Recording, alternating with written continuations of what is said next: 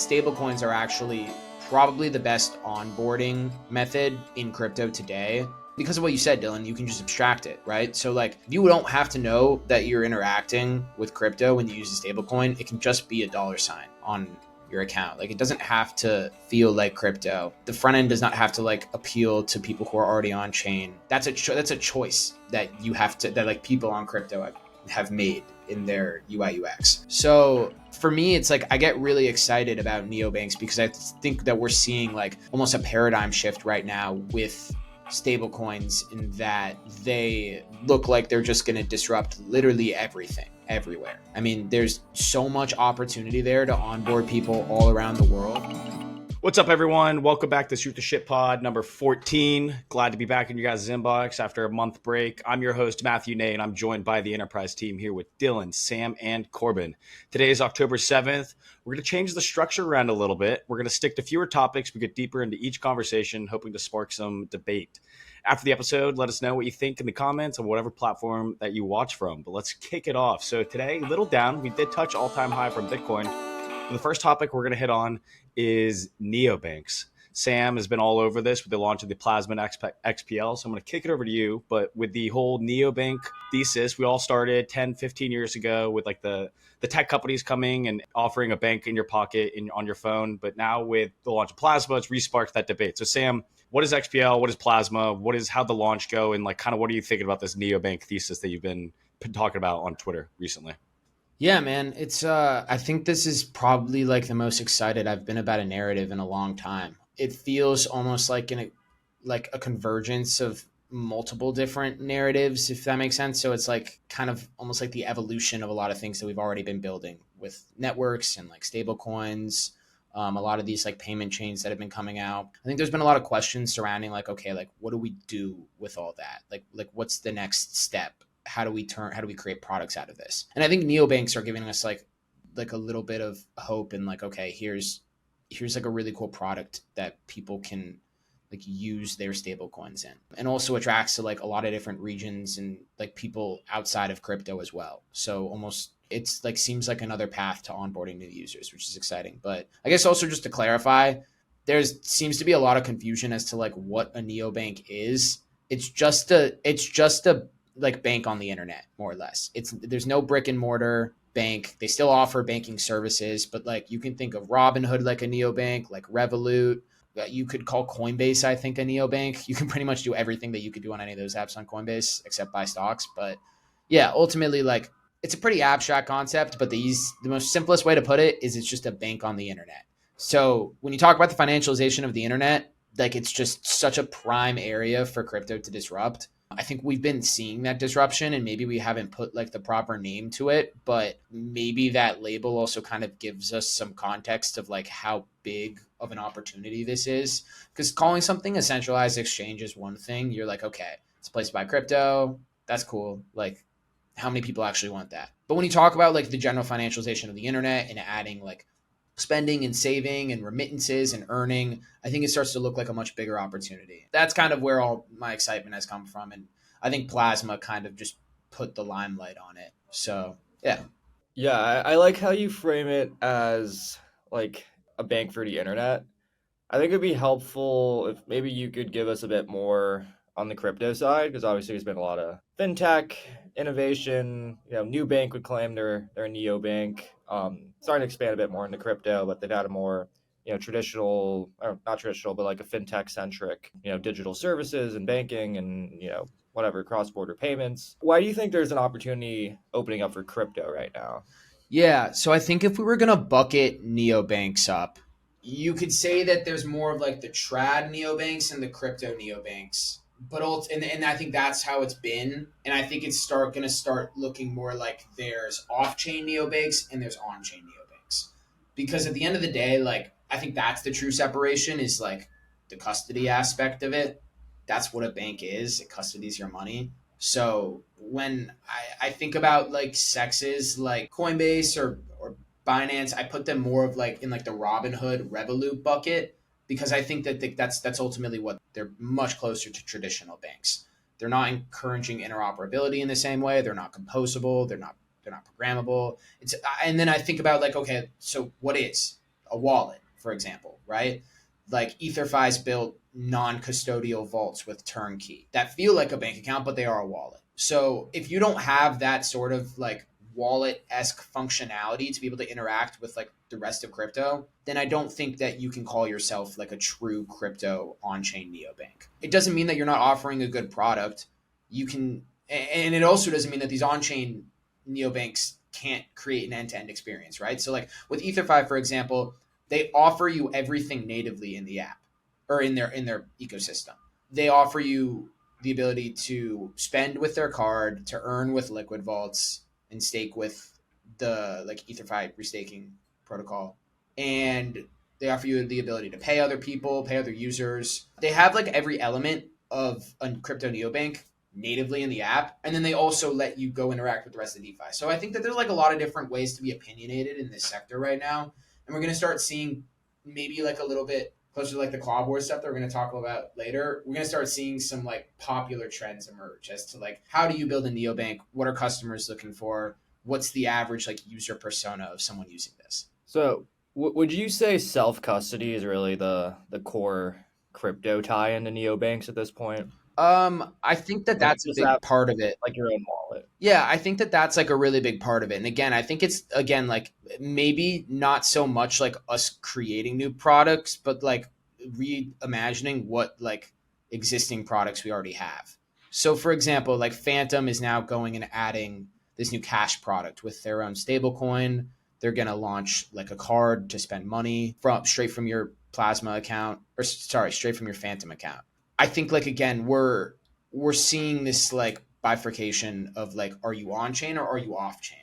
Are you self custody or are you like full custody by whoever the bank is? What sort of yield can you offer? How am I getting that yield? Like, is this just incentive based? Whatever.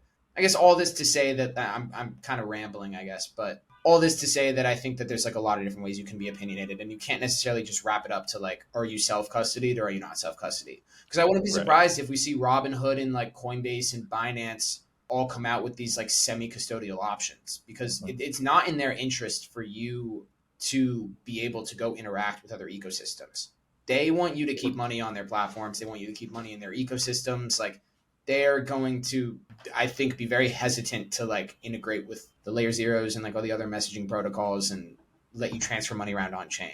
We're kind of seeing that with the base app, with Coinbase trying to get more and more on chain, and obviously the base ecosystem, Binance with BNB and everything. We'll also talk about that in the Club Wars section. But Corbin, question over to you. Like, where do you see the winners? Like, do you see the on-chain aspect, the self-custody, like really open sourceness of everything we deal with day to day? Or do you see, I guess there was a big tweet a couple months ago at this point, I think, where they came in and said all these large companies, I mean, Stripe, you see it coming in and like just buying up companies left and right, like just stealing all the open source code and just with the distribution they have coming and winning.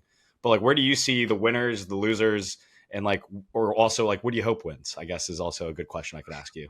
Well, I think who wins the neobank race is the $1 billion question. Obviously, I'm biased towards it being very DeFi focused and non-custodial, but I think in terms of if neobank is defined as a loose term, I think it's just essentially making the UI of DeFi and TradFi like converge and make it super accessible to everybody. That's essentially what I think of as a neobank. And I see a lot of fads. Like, for example, I honestly think a lot of these stable chains launching are mostly taking advantage of a narrative. I don't see, if you're going to come in and say, hey, we're a stable chain, we're going to compete with Tron, we're going to cut fees, we're even going to make fees gasless, then it kind of makes you wonder how you're actually going to monetize being a neobank. Like, you might gain more distribution, but does your token actually benefit if there's no way to monetize it? So I think the advantage more comes from people who can actually offer the yield to users, because you're seeing like a dual competition split out where you have like Tether and Bitfinex, and then you have platforms like Coinbase and USDC, and together they dominate in distribution, but they have less yield. And then you have also the yield more yield dominators who, like Athena, who don't have the distribution, don't necessarily have the tier one sex listings, although now USDE is on Binance, but they have higher yield, especially as rates come down. USDE is potentially at an advantage. So I think the biggest benefactors of the neobank race are going to be the people who can offer the greatest yield, like, and can also monetize it, like Athena. Yeah, I think I'm reiterating a bit of what we said, but I think what we're going to see is a convergence of both crypto, on-chain elements, self-custody, and then what's been being built in fintech for the last 10, 15 years, right? It's really how you combine all these Lego blocks together that's going to determine who the winners are. And I think there's a lot of space, right? There are hundreds, thousands of banks globally, hundreds of successful fintech companies. I don't think it's just gonna be like one like mega, gargantuan winner across the world that's actually just ends up being this, very centralized player. I think there's gonna be a few at least who win, and I think like Corbin's on the right track. Like how do you win market share in this, very large TAM? Probably everything. It could be yields. I think what I'm interested in is, will like the crypto element just seem so abstracted away that most people who end up using neobanks don't even know if they're using crypto. So, they might have self custody, but they might not even understand that they have self custody, for example. But because there's downstream, benefits from being able to do cross border payments and get lower transaction fees and other crypto on chain use cases, like the technology is there. And then that's composable with the rest of DeFi, and it's very unclear like how users are gonna get in here. I think for the most part, creating a very strong UX that's low friction, that's easy to use, it's probably gonna attract the most people who might not be crypto savvy at all. So then like the rest is like, is it financial yields like Corbin is saying? Is it gonna be, just having relationships with various organizations? Can you get maybe like loyalty programs going through partnerships with companies? Maybe we'll see some kind of credit card, rewards program, but for neobanks kind of being the prime way that people compete. I think like all this is very unclear. Like this is probably years down the line, but I think it's worth starting to think about, because like this how the space will evolve could go in many directions. I think we want to know both what's going to happen in the short run and then like what we envision as the long run players once we have all this tech in place. Yeah, I think two things on that. The first is that like I agree with you in the sense that like I think it actually we're gonna have like this incentive driven moment. There's gonna be a lot of people coming out with a lot of different products, and you're gonna see a lot of capital rotation. We're seeing it right now with Plasma. I'm sure that we'll see it with every other payment chain that launches. But at the end of the day, incentives are going to dry up, and then it actually just comes down to who can build a better product. We've seen this happen a million times with DEXs, with LRTs. I feel like most recently we're seeing it. We're just going to see it happen again. It's just a tale as old as time. But then on the other note, I think that stablecoins are actually probably the best onboarding method in crypto today because of what you said, Dylan. You can just abstract it, right? So like, you don't have to know that you're interacting with crypto when you use a stablecoin. It can just be a dollar sign on your account. Like it doesn't have to feel like crypto. The front end does not have to like appeal to people who are already on chain.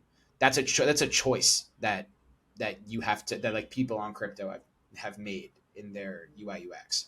So for me, it's like I get really excited about neobanks because I think that we're seeing like almost a paradigm shift right now with stable coins, in that they look like they're just going to disrupt literally everything everywhere. I mean, there's just so much opportunity there to onboard people all around the world. At the end of the day, somebody has to custody those stable coins, right? Like we haven't seen banks necessarily come to the table and be like super excited about like creating stablecoin rails, right? Like I think that they've been like a little bit slow to adopt this. So I would say that like wallets and sexes and dexes, it doesn't even have to be on chain, but like everybody that's already in crypto has a head start here with stablecoins. So if that's kind of like maybe that even becomes like a bigger thing than crypto itself, right? But at the end of the day, we have a head start because we've built the technology and we have the rails set up and we're ready to like onboard people through dollars and through stablecoins. Yeah. I think Sam, you said it where like this is a very exciting narrative, and I think Corbin, you literally tweeted it where it's like a very refreshing narrative because it's like the part of the reason a lot of us got into crypto is like getting the banks out of the middleman, cutting them out, and then also like privacy also coming back into the limelight with Zcash and everything.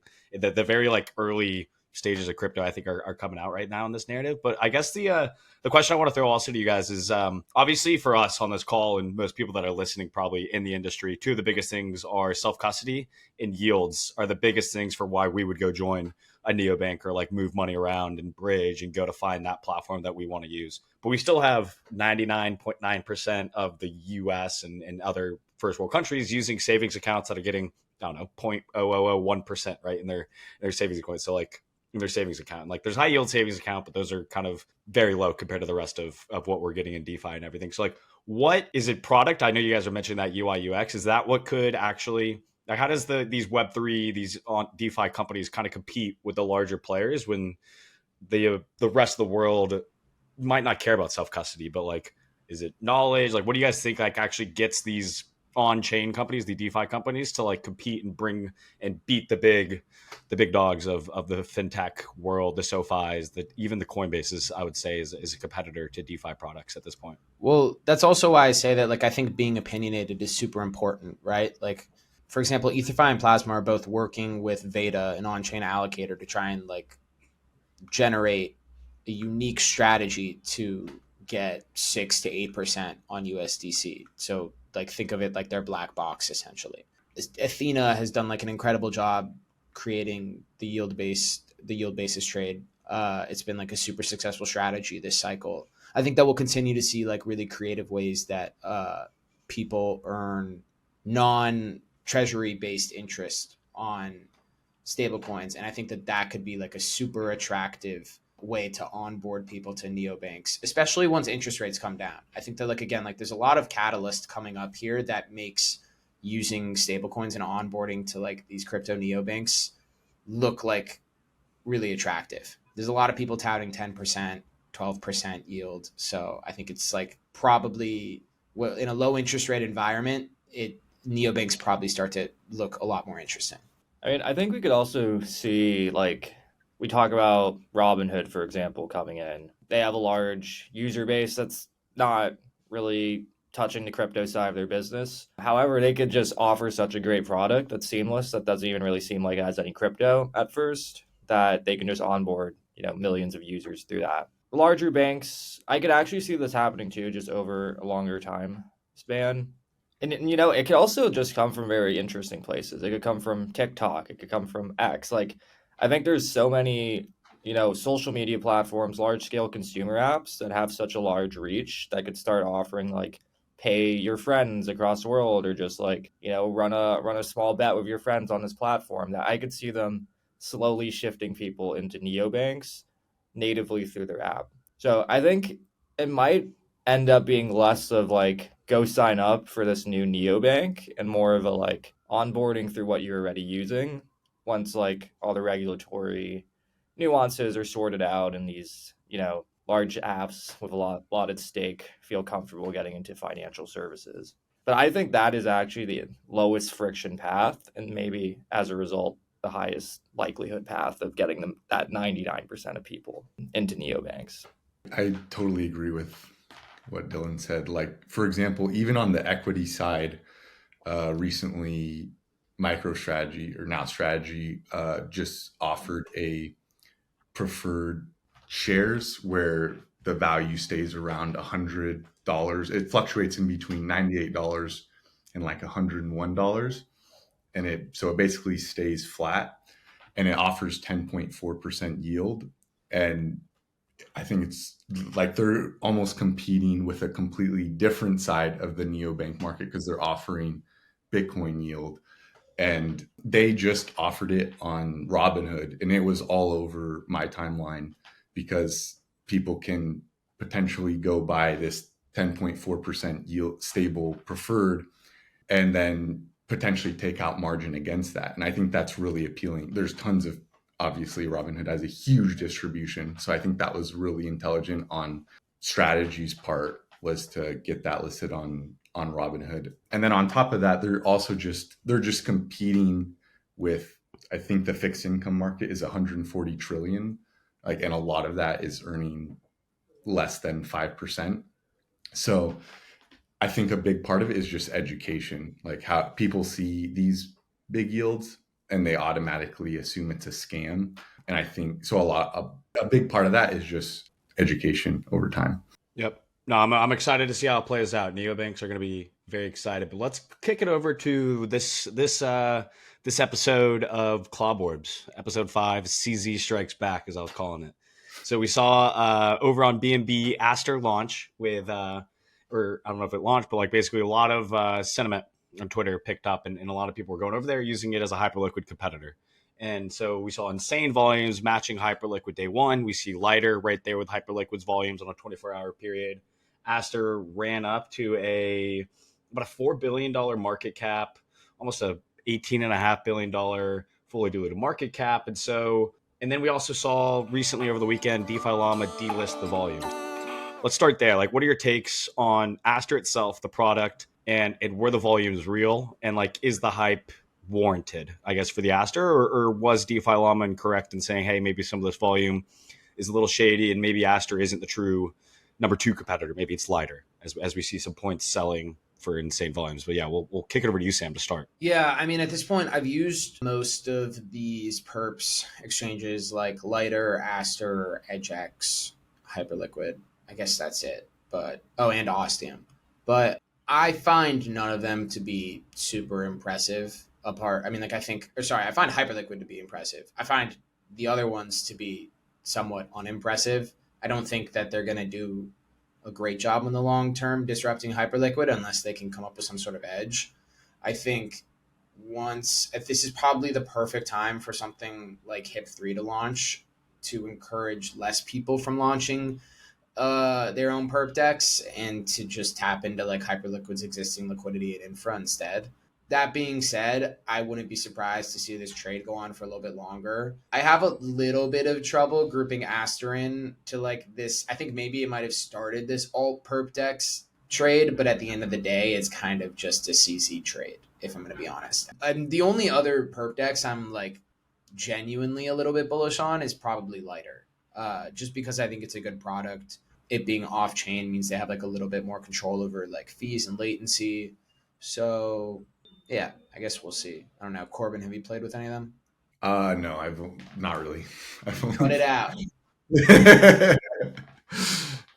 Yeah, I think for me, it's always like Hyperliquid or like whatever you're already using. Like it's usually a pretty solid product. So like, what does it really take for someone to move, or like divert a share of their volumes to another platform? To me, it seems like usually very on-chain people. If you can, I mean, if you're trading large amounts of volumes, like basis points definitely do matter. So if you're, doing this professionally or semi-professionally, that makes sense to play around a lot. Incentives can be a big draw as well, airdrop farming. I think with Aster, there's a lot of like, oh, CZ could do anything with this. Like, who knows how he rewards us. So I think a lot of the volumes are driven by that potential. And then, yeah, I think like looking more long term for perp dexes, I think like what we'll see is people are very loyal to a chain or just like being like on Solana. Like they will use whatever ends up being the Solana perp dex, whether that's Drift or Bullet or whatever else comes out. Otherwise, I think like you really have to win by like a 10x margin to get people to switch and without incentives. And I don't know. I don't know if anyone's really proven to be that much better of a product than Hyperliquid to win share right now. I'm not sure if I agree with that anybody on Solana would use the Solana perp dex, mostly because like by nature perps are just chain abstracted, right? Like you can launch any asset you want. It's just perps. It's not like a real asset, or there's no underlying. So to me, it's like this is a little bit different from the whole like from the whole like Dex AMM narrative where like it did really matter like being opinionated or going on like specific chains, even if there was like three different types of AMMs on one chain and you launch it on every single chain, like it occupied a different space because you had like you just needed that's like an AMM on each chain, right? But for perps, it's like you don't need that. So if a Solana perps dex can't like be as performant or it doesn't find a new way to disrupt Hyperliquid, I don't think that we see a successful Solana perp dex just because it's on Solana.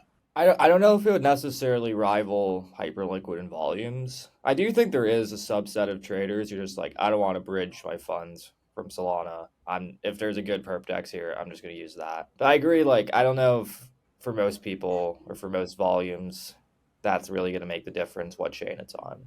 But I think, like, if we're talking about where's there a market opportunity, I could see winning the top chain as being the perp dex there, as gaining fairly meaningful amounts of volume and as a result fees, even if you're not like super competitive at the high level claw wars. Yeah, I mean, I think it's definitely disheartening for like Solana maxis to see like Drift's underperformance over the last couple of years. But at the end of the day, like they just had like they didn't have a product that stood up to Hyperliquid. So at the end of the day, if you can bridge, like yeah, maybe users are lazy, but at the end of the day, like they're gonna choose whichever product's the best. And so like if you're that much better, like Hyperliquid was, then I don't know. To me, it's like I'm looking for a product that's actually better than Hyperliquid, and I haven't seen one on the market yet. I'm not gonna close that idea off that one of these could become better or a new one launches and it's better, but like they all kind of seem like copycats right now. So I don't know. It'd be cool to see like a little bit more innovation before like I start considering any of these disrupting Hyperliquid dominance. But yeah. Yeah, I guess to counter that though, and like speak to Dylan's like market opportunity. I mean, we've seen Binance BNB go up almost 50% in the last month. Is that purely from this Aster rotation, or do you guys think there's anything actually like developing in the ecosystem? I know there's some like meme coin traders going over there from the Solana trenches going over to try to profit off this. Is it just the hot ball of money rolling to BNB at these last couple weeks, or is there going to be kind of a resurgence around the BNB ecosystem? Well, my view is I think people just think CZ is back. And CZ is like one of these towering figures in crypto up there with Vitalik, arguably larger than like Toli. And, you know, if he's very active, like if you look at Easy Labs, his venture arm, they're making more investments than anyone in crypto. He's launching Aster. I think he's really signaling that I'm back. Binance is back and is, you know, gunning for a top spot. So I think a lot of it is driven by like that energy. And I think it's just like speculation at this point. Like it's just like some of that's just like good vibes that like CZ is back in crypto. And I really don't know if it's really much more than that. It's just like what CZ is signaling and the fact that CZ is back. Yeah, I would agree. I would agree with that. And I guess to kind of wrap up this Claw Board discussion, if we're sitting here 2-3 months from now, HIP 3 has launched. Hopefully, I think that's pretty soon. Correct me if I'm wrong. Maybe in the next couple of weeks we'll get HIP 3. Where do we see the perp volume, like market share chart from here? Are we going to see Hyperliquid kind of bounce and go back up to like that 80-90%? Do we see maybe a chain? Maybe we even see a protocol like flip Hyperliquid for a meaningful amount of time. I don't think it's happened yet, but like Lighter is right there on the looking at DeFi Llama right now. But after that, there's really nothing close. So kind of curious where you guys see the winners here from 2 to 3 months. Well, they did delist Aster's $100 billion perps volume. Where that 100 billion came from, we don't talk about, but yeah, I don't know. In like 2 to 3 months, I think it's depending on if the like perp Claw Wars, perp deck stuff continues like heating up, then maybe we still see people like competing for Hyperliquid market share. But if anything, I think like it all grows the pie. I'm not very. If I was like a massive hype bag holder here, I'm not that concerned looking at Aster or Lighter or any of them. NFA. Yeah, I think I largely agree. I think the pie is just growing. I don't know if anyone's going to be eating much in the Hyperliquid's market share, but I can see some of these perp dexes, Lighter, Ajax, etc., just growing volumes a lot. Nice. And All right, I mean, I guess there's a question: will there be new ones that we're not talking about yet? Probably. You know, I no one really knows launch timelines for everything, but I think people are talking about Valhalla and the Bullet to some extent. But again, like I think I think it's just judging these perp dexes on the basis of their value prop and worrying a bit less about are they taking share from each other. Just like, is this a good product that people will use for any reason? Yep. Yeah. And I think, I mean, as a Solana maxi myself, I would definitely call myself one of those. Definitely worried, but I think there are some plays that like there's some shots on goal that hopefully will work out. I don't know if it can reach Hyperliquid's volumes just because of the moat they have with just the how like loyal their users are. But yeah, you got like Drift, Judo Bam. That could be a catalyst, but I think that's early next year with Alpenglow. I think you still need to wait for that. You have Bullet, hopefully, should be any day now. We've been saying that for a little bit, though. That could be interesting, kind of like trying out the network extension aspect of Solana. And then this new one, Bulk Trade, I need to look into it. But there are some shots on goals. Not saying there are any open net shots, but there is still some hope for the Solana eco. And hopefully I can bull post that to winning, but we'll see. I think Hyperliquid's moat, especially, is just going to get larger with HIP3 coming out. Let's kick it over to the next thing on the docket. We'll start with Double Zero, launched last week. Dylan, as the DPIN analyst, we're going to kick it over to you. What is Double Zero? What is it fixing? Why do we need Double Zero? And then we could also get into like the whole tokenomic discussion that happened on Twitter that people were not too happy about. But yeah, started off with what is Double Zero? Yeah, so at a high level, Double Zero is a decentralized fiber optic private internet network. So basically, instead of using the public internet to send a transaction or to, do your on-chain activities, or it could be even off-chain, you're using this custom-made network operated by Double Zero that has all kinds of spam filters and other optimizations to basically increase bandwidth and reduce latency, as the Solana ecosystem bros like to say. So yeah, it launched at what? I think it briefly hit like 16 billion right at launch. So on chain, the launch price was like 750 million. That matched the what I believe was the valuation in the private sale to the validators. I think I want to say in April, could be a different month. And yeah, it surged immediately at launch, right? So 16 billion and crashed to what, 5 billion, and was ranging from 4 to 7. Now it's around between 4 and 5 when we're recording. And that's actually one of the largest TGEs of the year, right? It's up there with Pump.Fun. Aster's probably more, but at launch, I'm not even sure if it was actually valued higher. So yeah, this is one of the largest TGEs. Interestingly, it has very little mindshare. So you can go to our Messari mindshare tracker, which tracks social media sentiment mostly on X, and it had like 0.5% of Twitter mindshare on launch, which is okay. The days before it had basically zero, so like 0.01%, and even today it's very low, like less than a tenth of a percent. So like retail's actually not really talking about this. Traders aren't really talking too much about it. So what it seems like is that valuation is being supported by investors and market makers. Obviously this is a very credible, one of the most high quality projects in crypto, spinning out of the Solana Foundation and the Solana ecosystem. Founder is the former head of strategy at Solana. So like obviously has a lot of backers.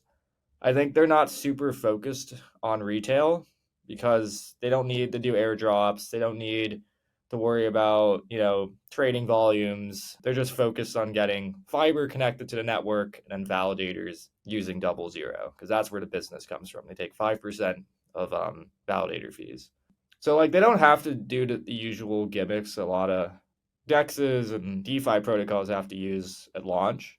And there was a lot of controversy on Twitter that I think 29% of the allocation is allocated to the Double Zero Foundation, which is all unlocked at launch.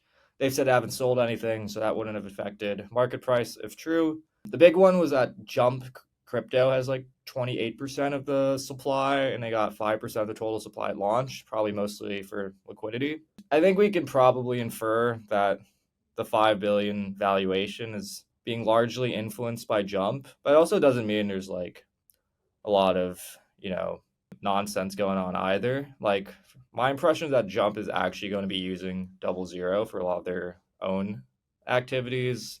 They are core contributors to the project, so they have a vested interest in Double Zero.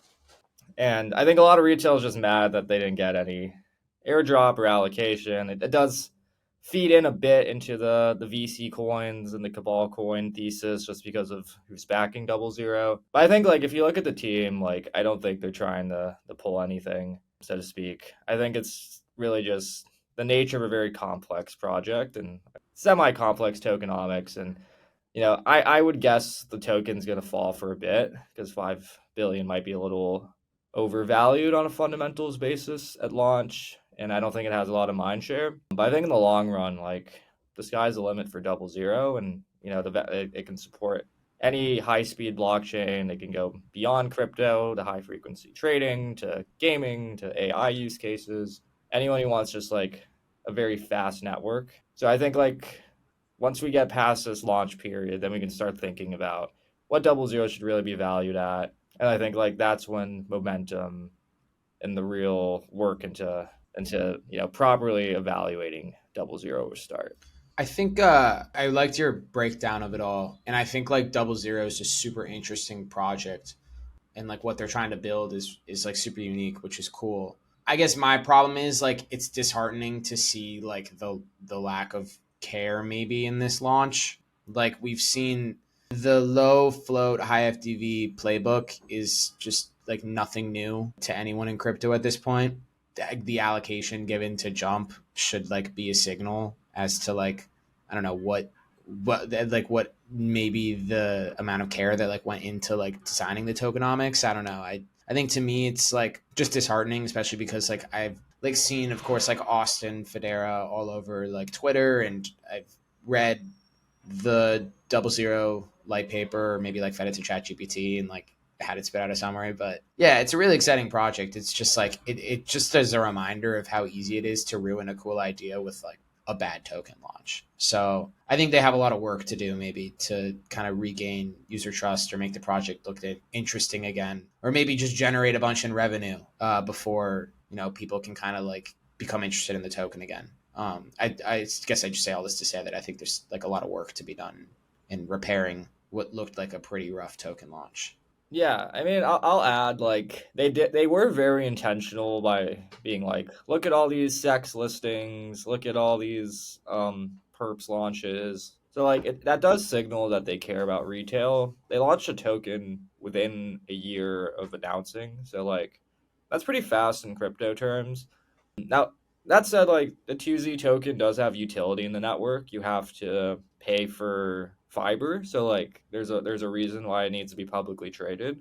I think like they've launched things pretty conventionally at a bad time where people are just fed up with low float, high FTV, as Sam was talking about. But I do think they should have been a bit more cognizant of the market sentiment because it just leaves a bad taste in a lot of people's mouths. And even if everything's fully legitimate and this all makes sense in the long run from their perspective, I do think there was a lack of care towards just like how the general community feels about token launches in October of 2025. Yep, I would also echo a lot of what you guys were saying, and just want to add, I think the road to increasing sentiment is going to be pretty straightforward from their head. I don't know if it's easy, but like it could be as they just increase the like metrics and everything of Solana, because as you in no way a distributed engineer, obviously, as I'm a podcast host, right? But the way I think 00 is like once they're at 25% of mainnet right now is staking on the 00 network, and the biggest use cases from the validators and people I've talked to is like it's pretty awesome because what they do is if I were to send a transaction to London before 00, the time it got there would be super variable every single time. It could take 5 milliseconds, it could take 100 milliseconds, it could take a whole minute just based on the public internet and whatever those layers and the paths it was going beforehand. Now it stabilizes that, and that allows traders to come on, and it's great for validators. So that could be why they just needed to get it out there. And obviously there might have been some playing around with the launch valuation. But there's also something that I think is really cool is that they can use these like FPGA gates. I don't even know what that stands for, but like basically they can go and while you're sending that transaction, they can do deduplication, so they can make sure all the validators weight when they actually get the transaction is way lower, and like they get real transactions. They can also do VIG or SIG verify, so like make sure it's a valid transaction. And so like the validators, when they get a transaction, they know it's like they cut down with 80-90%. I don't know the actual number, but the actual transactions these validators get is going to be a lot more real. They don't have to go through all the crap to make sure these transactions are legit. And so I think that's their path to coming out of this and kind of returning sentiment is like once people see all the like benefits it adds, is going to be huge. And then like a long-term investing, like or long-term, I would put Double Zero already up there with the Judo and Jupiter as like the top three. Maybe not tokens quite yet with like just how sentiment is around 2Z, but like the actual like project itself, if you separate them, the two of them, like Jito, obviously most important for the Solana network. And then like it's up to debate if Double Zero or Jupiter is going to be the like second and third most important project on the Solana network to like make them achieve all the goals they want to. And I think, and then you also see that Double Zero isn't necessarily just a Solana asset because they can, like Dylan was saying, they can go on board any high performance chain they want. You can kind of see like the Mega ETHs coming out, the monads coming out, and you can start to connect the dots and be like, they're going to be a multi-chain play that like obviously makes these chains way better, way faster, and easier to use for everyone. So I think that's their road to getting out of this like crappy launch, as some people would say on the internet. And like Dylan said, trust Austin and like he's been around in the ecosystem for a while and trust him to do that. So I don't know if you guys have thoughts on that, but we can kind of get on to the next section. But if nobody, anything else on Double Zero or Club Wars or Neobanks, or we can start to wrap this up. All right, cool. Yeah, Let's, I think we're good. Yeah. All right, let's wrap it up with the casual. What are we doing on chain, and what are we looking forward to over the next month? I know October kind of got stopped here today, but hopefully it keeps Octobering. Dylan, we'll kick it to you first. Yeah, I mean, honestly, maybe the Tulip King got to me a bit in September, but I've been mostly in Bitcoin lately. I think like markets have been so choppy that aside from like long-term conviction and something like Hyperliquid, it's hard to really trade these markets, so to speak. And I think a lot of people are just slowly bleeding by doing so. So yeah, I mean, I'm mostly just in majors right now. Kind of boring. I think I'm waiting for the bull market to really start, and that's when I think everything that we've been looking at will be deployable. I think sometimes it's good to just sit on your hands. Time in the market. Corbin, what are we doing on chain? I'm doing a mix of stuff, but yeah, not trading around too much. As Dylan said, it's pretty choppy, so it's hard. But I'm overall, I'm extremely bullish. I'm pretty heavy into ETH and Athena. Just holding those. I think yesterday's pump, it's October 7th. So on October 6th, BitMine, I noticed pumped like double what ETH pumped, and they don't even have any debt yet. And I think that's a pretty good signal that in terms of on the equity side that people want to be allocated to ETH. And then as far as low caps, just playing around with pump, Cade, and cards, trading those. Sam, what are we doing on chain? Yeah, I mean, like I said, this whipsaw has just been like brutal. So losing a little bit of money on perps, which hasn't been fun, but I don't know. I'm looking for alts to rebound maybe after like Bitcoin gaps a little higher. But yeah, man, I don't know. At the end of the day, like I think it's just not really worth it to try and trade this market. Maybe just like Corbin's doing, like just have fun, play Pumpcade. There we go. Yeah, I guess I'm doing a little bit more than usual. I'm wearing my Monad shirt, repping the Monad boys. I think their claim page, so hopefully we get Monad mainnet here. I think by the time this episode drops, or maybe quickly after, if you're one of the early listeners on Thursday morning, that claim page is coming out on Thursday. So hopefully we get mainnet here in a couple, get a new chain to play around with. Maybe that means Mega ETH comes out soon after. Hearing some rumors they're waiting for Monad to drop to see what Mega ETH. So maybe some new chains here in the future. Messing around with some the PSG1, the Solana Game Boy device that's supposedly shipping this week. Haven't got my shipping confirmation. Hopefully I don't have to wait 2-3 weeks like I did for my Seeker phone, but I think Play is going to TGE next week, so that's pretty exciting.